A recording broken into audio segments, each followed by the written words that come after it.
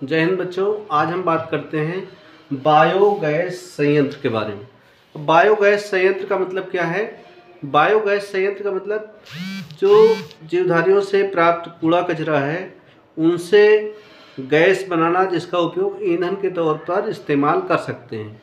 तो इस तरह से उसका इस्तेमाल सही ढंग से होगा। एक तरह से जो कूड़ा कचरा है उसका निस्तारण भी हो जाएगा, खाद भी बन जाएगी और ईंधन के लिए गैस भी मिल जाएगी। तो इसके लिए ये प्रारूप है, बायोगैस संयंत्र का प्रारूप है।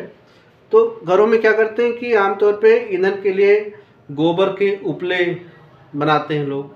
उपलों का इस्तेमाल पहले लोग करते थे, लेकिन अब मोदी जी की गवर्नमेंट आ गई तो इन्होंने क्या किया कि नए समय में क्या कर दिया कि गैस सिलेंडर दे दिया। तो घर घर गैस सिलेंडर हो गया, लेकिन गैसिया के भी रेट बहुत बढ़ रहे हैं।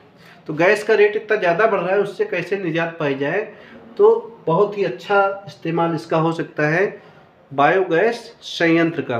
तो घरों में जानवर जो पाले जाएं उनका जो गोबर होता है, डंक का मतलब गोबर, तो गोबर प्लस जल, डंक प्लस वाटर, इस टैंक में सबसे पहले डाला जाता है।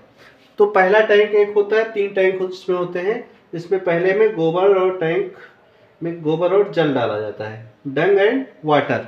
अब यहाँ से पहुँचता है दूसरे पार्ट में, यहाँ से होते हुए ये दूसरा टैंक होता है जिसको कहते हैं डाइजेस्टिव टैंक। तो यहाँ पर कुछ बैक्टीरिया होते हैं, जीवाणु होते हैं, जिनको कहा जाता है मेथेनोजन। मेथेनोजन जीवाणु इसमें होते हैं जो कि इसको सड़ाते हैं, इसका अपघटन करते हैं। और सड़ाने की वजह से इसमें 3 गैसें बनती हैं,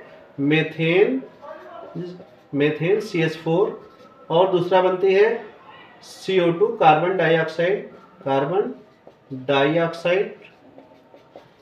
डाइऑक्साइड। तो CO2 डाई 2 ऑक्साइड है, CO2 कहेंगे। और तीसरी चीज बनती है H2S, इसको कहते हैं हाइड्रोजन सल्फाइड। तो 3 गैसें इसमें होती हैं, लेकिन सबसे ज़्यादा होती है मेथेन। तो ये सवाल पूछा था कौन कौन सी गैसें होती हैं इसमें, बायोगैस में, गोबर गैस संयंत्र में? तो मेथेन, कार्बन डाइऑक्साइड और हाइड्रोजन सल्फाइड। लेकिन मुख्य तौर पे क्या होती है? मेथेन, जिसका उपयोग ईंधन के तौर पर हो सकता है, लाइट जलाने में इस्तेमाल कर सकते हैं। तो इस तरह से इसका इस्तेमाल किया जा सकता है।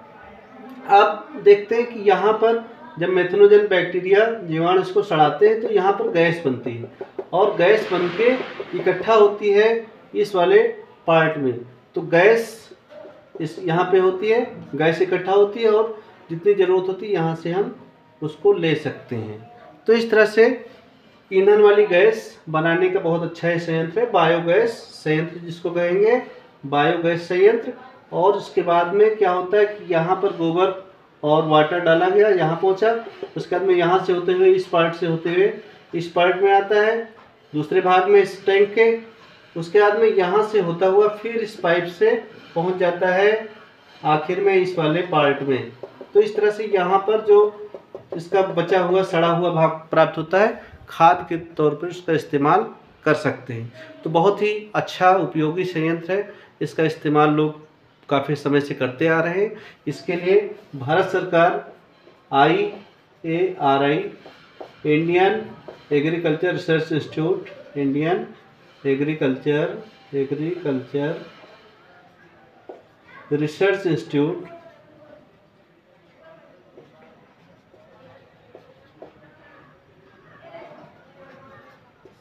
काफ़ी इस पे काम कर रहा है।